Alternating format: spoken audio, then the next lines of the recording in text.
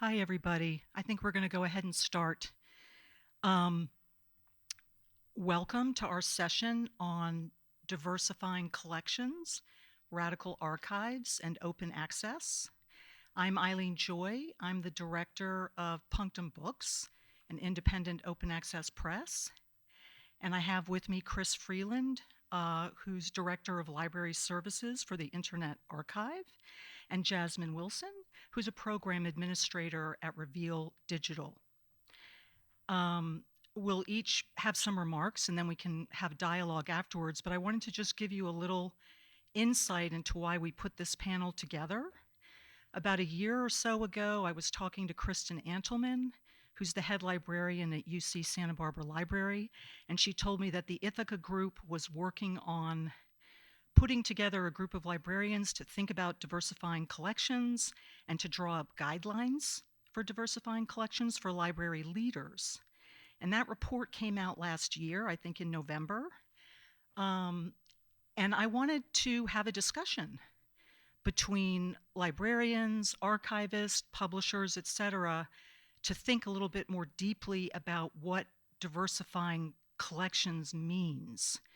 Both on the ITHAKA report gives a lot of practical advice, about how to do this, how to go about doing it, what to think about, what to read. It's actually an excellent resource. But there's always room for a larger conversation, right? Politically, socially, theoretically, et cetera, about what do we mean when we say we're diversifying collections. And that's why we put this panel together, and Chris will be up first.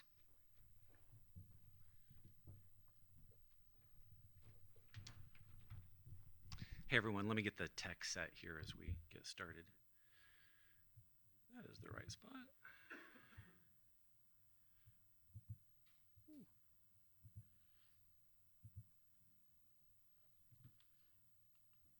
Okay.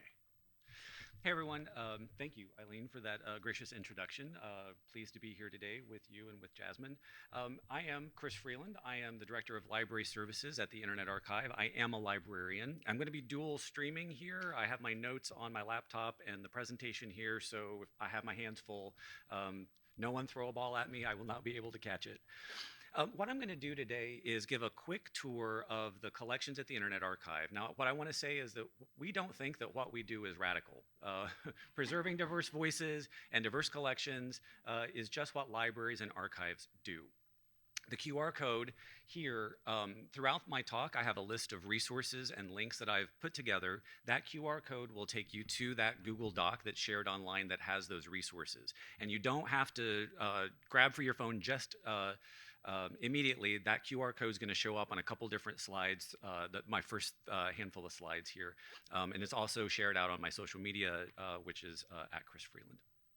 So what I'm going to do is walk through a sampling of different media types that are preserved at the Internet Archive at archive.org and highlight the examples of the radical archiving and the diversifying collections that Eileen introduced.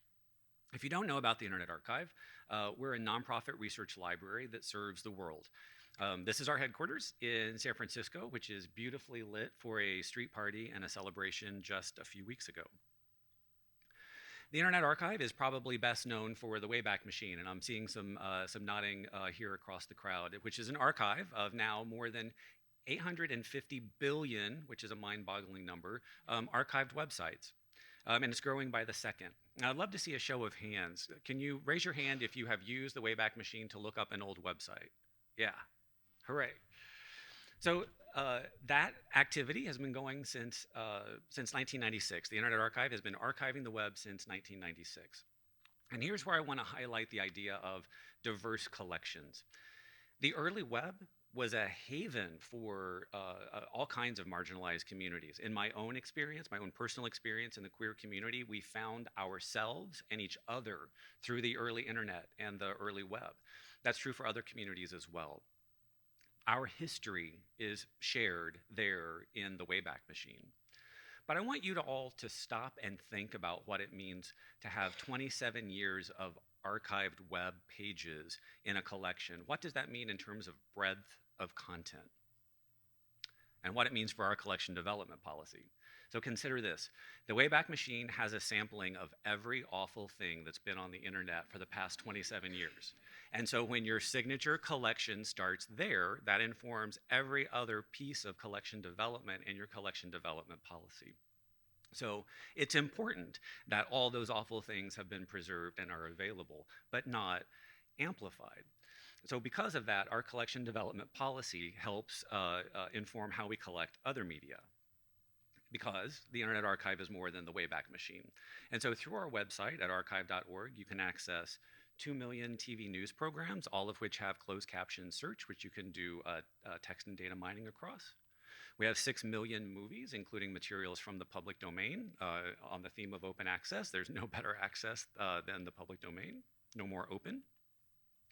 We have 14 million audio files, including 78 RPM recordings, which is one of the lawsuits that the Internet Archive is currently involved in. I'm showing here, this is a screenshot from our collection of 78s. This is Sister Rosetta Tharpe, who was an early blues and rock and roll pioneer who got a shout out in Beyonce's last album, which I think is awesome. In most cases, these 78s are the only recordings that have survived for many artists, especially artists from the late 19th century, early 20th century, including those early pioneers in blues and rock. There's a really fantastic project called the Phono Project that runs from Rowan University, a professor named Jason Luther, where students are creating short podcasts about these recordings and telling the story of the artist or the song. We also have 890,000 software titles which have been preserved at the archive and are playable in the browser, meaning you don't need special software or hardware to play them. You can boot them up in the browser and play the game right there in Chrome or Firefox or whatever your preferred browser is. This is a screenshot from Gay Blade, which labeled itself as the world's first gay and lesbian computer game. It's a spoof on the dungeon fantasy games. Empress Zelda, has been captured, and you must explore a dungeon filled with homophobic politicians to find her and release her. This game was thought to be lost to history, but a copy was found when one of the creators moved, and now it's been preserved and made accessible through archive.org. And there's a fantastic blog post about the history of the game and the game itself shared in that resource list. And of course, books, for which the Internet Archive is also involved in a lawsuit. So we have more than 41 million texts, including 3 million modern books that are now available through controlled digital lending. Our wish list of our acquisitions for which we're actively acquiring materials includes publishers and authors who may not be well represented in other collections. And I'm showing here an example from Women of Color Press and Kitchen Table Press. We make these books available for one person at a time to borrow. And we also connect these books to places where they're mentioned online, like in WorldCat and in Wikipedia. So when we find a cited page in Wikipedia that matches one of the books that we have in our collection, we add a link to that Wikipedia page, either at the reference or at a descriptive bit that links then to the book in the Internet Archive. That means that then users have single-click access to verifiable information from Wikipedia direct into our virtual library shelves. It's an important thing online. I say to a crowd of people who understand this intimately. Open Library is a community-curated catalog of millions of books. And if people have a question of, like, what's the difference between Open Library and the Internet Archive, think of it like this. Open Library is the card catalog, and the Internet Archive is the stacks. Open Library has metadata about books. The Internet Archive is where those files reside. So our librarians and hundreds of volunteers are building collections, linking materials, and generally providing enhanced access to books through Open Library. And this is important because we can build those collections of materials that other libraries might not be able to. We don't face the same local political pressures that libraries do, that school libraries, public libraries do. And that means that we can do things like curate lists of banned and challenged books. And of course, this is important because this is the kind of BS that libraries are dealing with on a daily basis. We were just talking here before we started. I live in Northwest Florida. Matt Gates is my representative. And in my own county, Moms for Liberty school board candidate just made national news this week because she tried to get a school librarian arrested for lending out a book. To which I say, don't tread on libraries. So I'm on a one-man mission to take back, thank you, the Gadsden flag, and I couldn't resist while we're here in South Carolina because that's where this originated. And if you want to join me, in the resource sheet, there's a link so you can download and create posters and banners and flags and put this on T-shirts and whatever else. I had stickers and I left them at home for some reason. So if you are interested, if you want me to mail you a stack of stickers, come up and give me your card after our talk. Now, I mentioned that the Internet Archive doesn't face the same local pressures as libraries, but we face other pressures. So I've mentioned twice here that the Internet Archive is currently involved in 2 major lawsuits about books and 78 RPM recordings, both of which aim to limit how libraries, not just the Internet Archive, but all libraries, function in the digital age. Why does this matter? Because at global scale, access to information is often a luxury of the elites. So take Hugo, who's a researcher from Sao Paulo. Hugo writes that most of the contents of the Internet Archive's collections would never be available in his country, and his research would be harshly compromised without access to our library. And to wrap here, it matters because our research quests are often personal and generally not siloed by a particular media type or a subject area. So Tania is a librarian who uses the Internet Archive in her genealogy and family history work, helping other people understand who they are and where they came from. Our goal at the Internet Archive with our library is to empower users like Hugo and Tania. We want everyone to have access to a great research library, access to all the weird and wacky and challenging and controversial materials that we need for our own diverse ideas and radical research. Thank you. And with that, I hand it to Jasmine.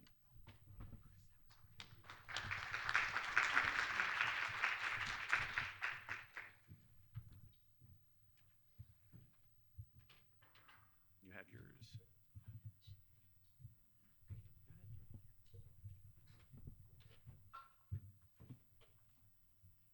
Hi, everyone. Good afternoon. Thank you so much for joining me along with my presenters, Eileen and Chris, this afternoon. My name is Jasmine Wilson, and I am the program administrator of Reveal Digital's Behind the Scenes of the Civil Rights Movement's collection.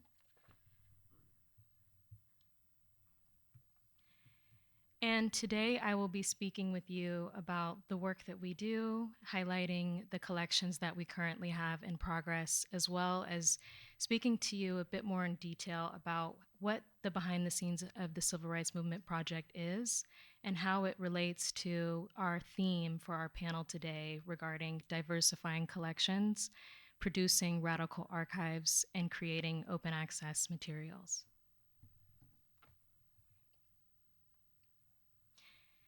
Reveal Digital develops open access primary source collections from underrepresented voices of dissent, and we crowdsource these materials from archives and are grateful for all of the different libraries that support us in our crowdfunding efforts. In 2012, Reveal Digital was founded as a not-for-profit independent publishing project. And in 2013, we launched our first collection titled Independent Voices, which focuses on periodicals, particularly radical press materials stemming from feminist voices, LGBTQ plus contributors, as well as African American, Latina, and among other underrepresented groups. And this collection features over 500,000 pages that are now publicly available on the JSTOR platform. And in 2019, Reveal Digital joined ITHAKA and is now an affiliated organization alongside JSTOR. And so we publish our collections and make them available open access through the JSTOR platform with our preservation provided by our affiliated service, Portico. And as you'll see, depicted in my slide here is an example of how we raise our funds. And we produce our budgets, making them publicly available and transparent to anyone curious about how we raise our money. And once we reach a certain threshold with our funding, we release our content to the public. We also offer additional support resources that support our teaching and learning efforts, which I will speak a bit more about throughout my presentation. And among the ways that we partner with contributors, I want to highlight three different aspects of our work. And one that I think is really important to me that I find when meeting with librarians and archivists is that we encourage contributors to contribute content while retaining copyright ownership of those items. And we also offer assistance with sourcing copyright, identifying rights holders, and coordinating rights and permissions for all of our contributors. We also cover costs associated with our collection creation, which means we cover all of the digitization, shipping, scanning, and metadata creation for the materials that we make available through Reveal.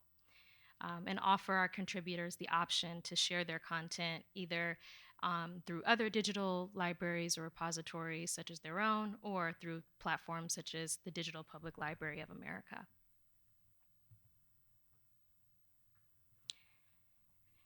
And in this slide, you'll see some numbers that depict our usage of these materials, which I think is important to highlight with regard to access and the ways that we try to generate greater interaction with our collections. So in this image, you'll see an example from JSTOR Daily, which is ITHAKA's publication. And this article actually was instrumental in contributing to the download requests that you see here, totaling over 1 million, just for independent voices. And so through the writing and public engagement that we've established through JSTOR Daily, and particularly with this article alone, yielding over 1,900 clicks or interactive readings with independent voices content, we strive to help create opportunities for the public, not only to directly engage with our collections by visiting them on the JSTOR platform, but also helping our readers through JSTOR Daily to engage with the work that we've created and archives that we've built. And we have 4 collections that are in development that I think are really interesting in the context of our conversation today, because each of them are quite unique and somewhat distinct in their scope and content focus.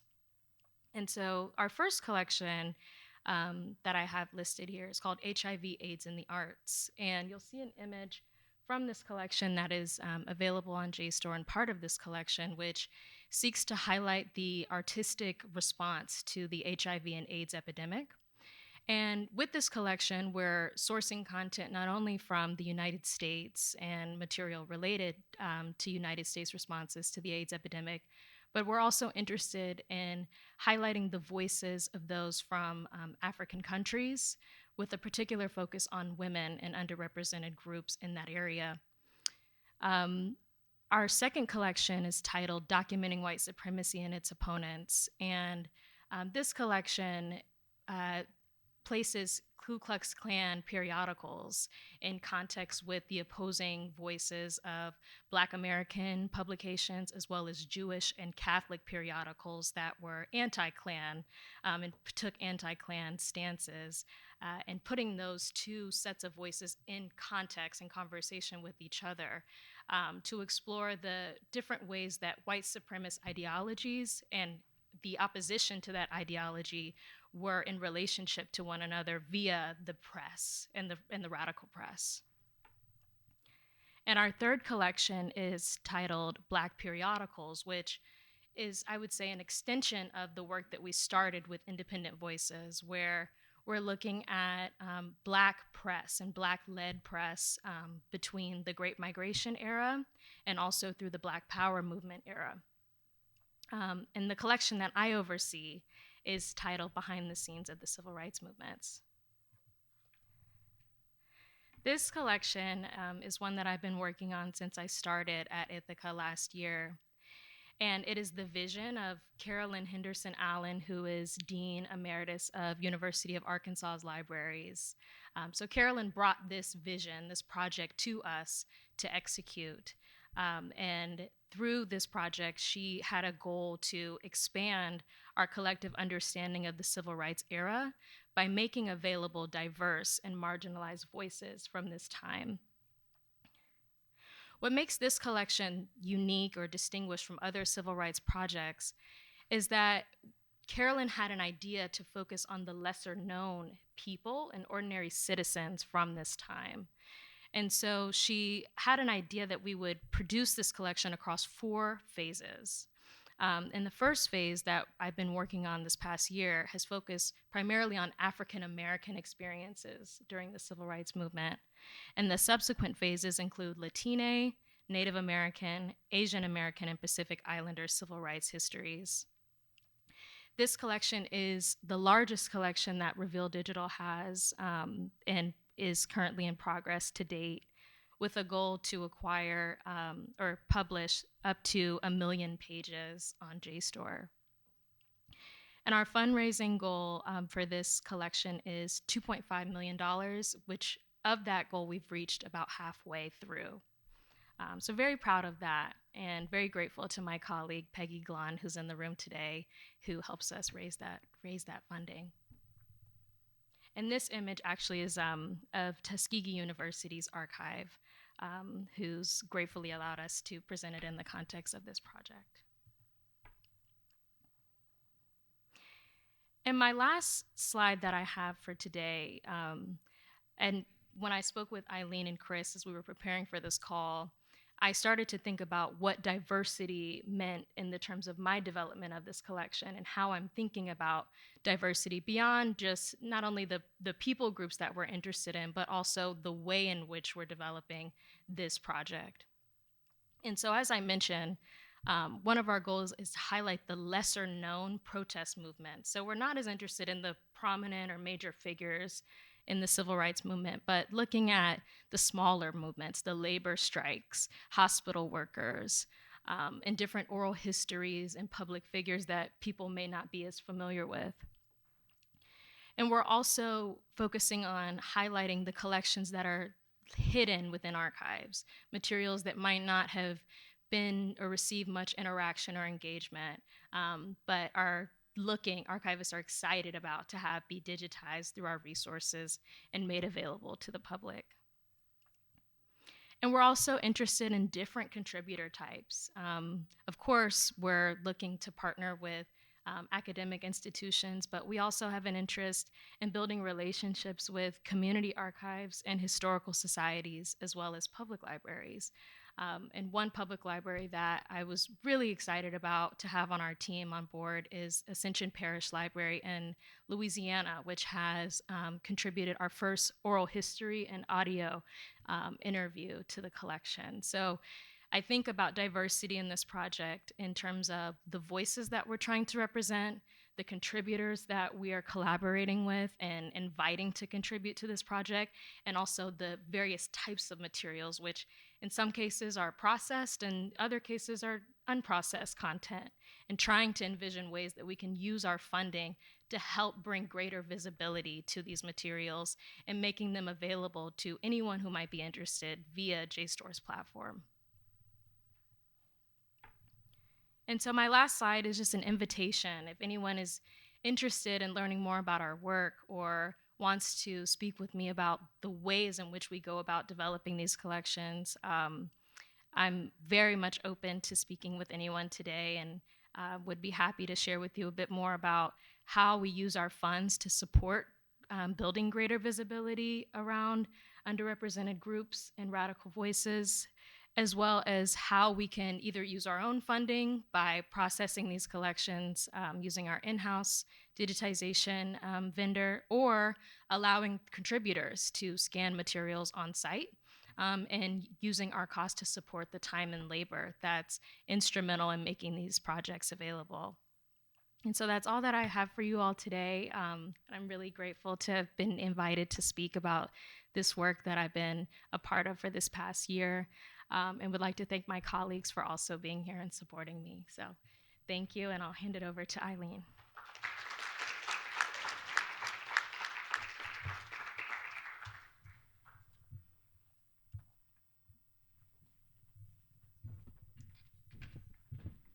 Thank you so much, Jasmine. Um, One of the reasons I wanted to put this panel together also is that Punctum just launched a new initiative that we're calling Special Collections to identify small, historically significant, radical presses run by historically marginalized persons and groups, and whose operations have ceased, and whose books don't necessarily have any digital existence, and are even difficult to find in print, except in libraries. And we want to republish their catalogs in beautifully redesigned new print editions as well as open access digital editions. And I'm not going to say too much more about that, but I'd be happy to talk to people about it because it is being funded by libraries, and libraries are also helping us crowdsource which presses to identify and work with.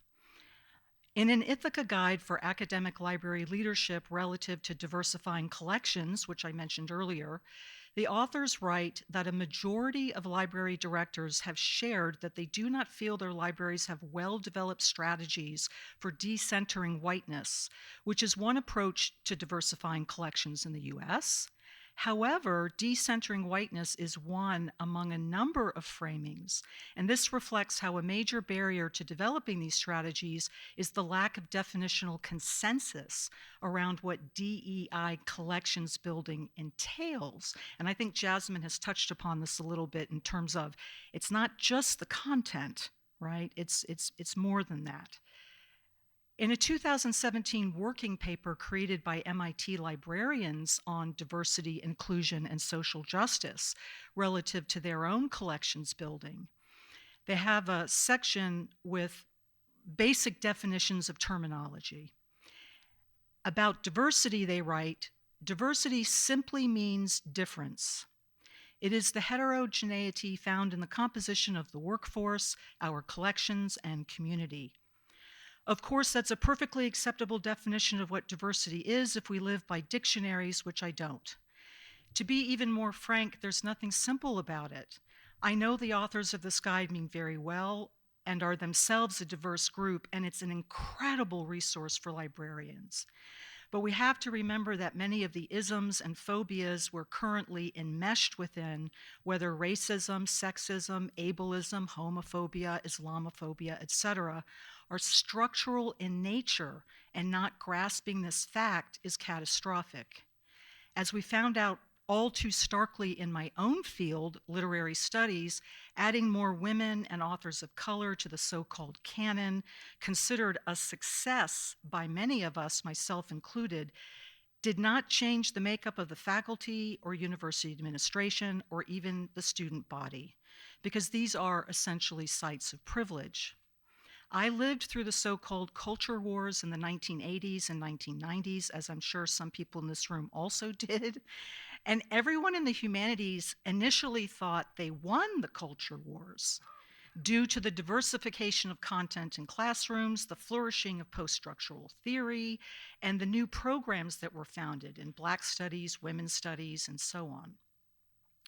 But all of this happened apace with the wholesale neoliberalization and colonization of the university, including by the large corporate publishers present at this conference who love to sue the Internet Archive, which also includes the wholesale adjunctification of faculty and the techno-managerial control and outsourcing of pretty much everything. So the first thing I want to propose is that what needs to be added to our definition of diversity when we are yoking together the terms DEI and collections is that we're not building rainbows. I'm queer and I love rainbows, but the critical term here is difference. And the next critical term that needs to be recognized alongside difference is difficulty. You do not get to have your diversity without difficulty. In 1979, the organizers, all white women, of the Second Sex Conference held at NYU in 1979 asked Audre Lorde to be their respondent, and she agreed, assuming, in her words, that she would be commenting on papers dealing with the role of difference within the lives of American women. Difference of race, sexuality, class, and age. As it turns out, the conference was not diverse, with only 2 other Black women brought in at the last minute. Lord's remarks at the conference were somewhat scathing of the organizers, but also fiercely optimistic regarding the possibility of community and interdependence, but not without attending to what Lord saw as the necessary and productive difficulty of difference. As Lord put it, difference is that raw and powerful connection from which our personal power is forged, and community must not mean a shedding of our differences. Even though everyone loves to cite Lord's dictum from these remarks that the master's tools will never dismantle the master's house, and I don't think they will, but that's not what I want to focus on.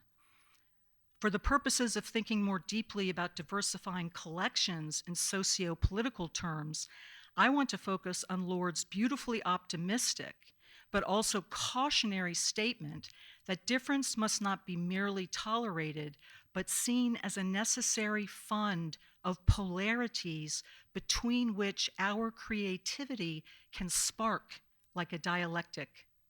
Only within that interdependency of different strengths, acknowledged and equal, can the power to seek new ways to actively be in the world be generated, as well as the courage and sustenance to act where there are no charters. It's worth repeating, between which our creativity can spark like a dialectic. If we are truly invested in the project of diversifying collections, it cannot just be about adding and supporting content that supposedly decenters whiteness. It has to be systemic somehow, and creatively so. What on earth would it mean to decenter whiteness in a catalog or an archive that is situated in a library that is overwhelmingly white in terms of its workers and patrons, and which is only accessible to those with login credentials? For starters, the process needs to be productively dissensual and include decision makers who do not represent the hegemony of the system and who are not being absorbed into the system. You know, one of the things I was thinking, I didn't put it in my remarks, but when I was coming over here, I was thinking, the ITHAKA report, again, it's wonderful, but it's framed as guidelines for library leaders. Maybe the process needs to be more bottom up. To share a personal story, I worked at a university in Illinois for 10 years, and I was very intent on reforming my department's curriculum. I wanted to get rid of so-called major author courses, who are always Shakespeare, Chaucer, Milton, and Spenser, and I'm a medievalist, so that makes me a heretic. I'm serious. When I said, let's get rid of Chaucer, they looked at me like I was crazy. I wanted the English department to rebrand itself as a literature department so it could be more global. I wanted to introduce required courses that would be promiscuous in terms of the authors and works that would be taught alongside each other so that we could get away from periodization, a total product of colonization, where every course is branded as the 18th century novel, Victorian poetry, early British literature, etc. And here's the thing, I kind of succeeded, but not in the way I should have. It took 2 years, and we accomplished some of these things. I was never going to get away with eliminating Chaucer, but I succeeded in adding a required major author course in Toni Morrison, and I insisted that it only be her last name, so the catalog would show Chaucer, Shakespeare, Spenser, Milton, Morrison. You might think, what a triumph! But here are 2 cautionary reasons why it was anything but. I had a colleague of color who ran the Black Studies program, and he didn't care for a lot of my ideas, and he was younger than me. We were hired the same year. He especially didn't want English to become a literature department. Furthermore, I had another colleague who was newly hired, also in Black Studies, who I thought would be thrilled to teach the Morrison course. I was head of the literature faculty at the time, and I did the course assignments. She accepted the assignment and quietly died inside, literally. The last thing she wanted to be was the person who taught the Morrison course. She ended up leaving the profession. Not just because of that, but, you know, it doesn't matter. This all happened around about 2010, and I'll never forget it because at the time I was so upset that my colleagues weren't jumping all over my ideas, which I had never even consulted them about.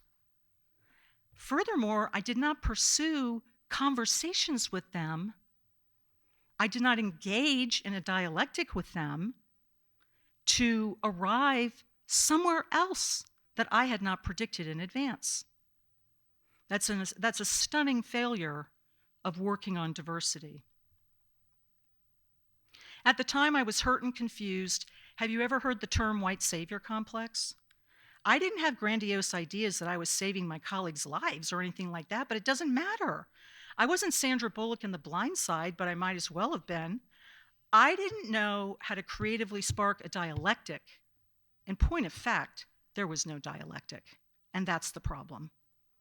I do not offer here any specific practical recommendations for how to properly go about diversifying collections, and the ITHAKA guide is an excellent place to start, especially the bibliography. For myself, as an independent, queer, and scholar-led publisher, and as a lesbian, I've decided to expend my own efforts in this area, republishing the back catalogs, as I mentioned, of historically significant presses run by queers and especially women. I want the works of these presses to be open to a global readership and to also be produced in print editions that will never go out of print, which is an obscenity in this day and age. I can't tell you how many people come to me with their manuscripts that a university press decided to give back to them. You know, they get their rights back, and the university press no longer carries the book in their catalog either online or in print, which I just don't understand. As I have written elsewhere, autodidacticism is powerful. One reader with one book can educate themselves and maybe change the world with their knowledge. At the very least, her mind and her life is immeasurably enriched and sustained. And this is something I think that Chris demonstrated. So unlike a lot of other press directors who maybe see the institutionalized academic community made up of researchers, librarians, and students as their primary community, I'm working on behalf of that one reader whom I may never meet and who has no institutional affiliation and no privilege that would shore up my privilege. What I am trying to say is, talking about diversifying collections without also talking about open access is obscene. Thank you.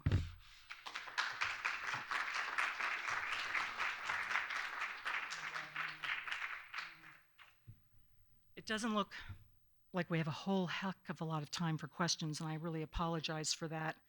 But are there questions?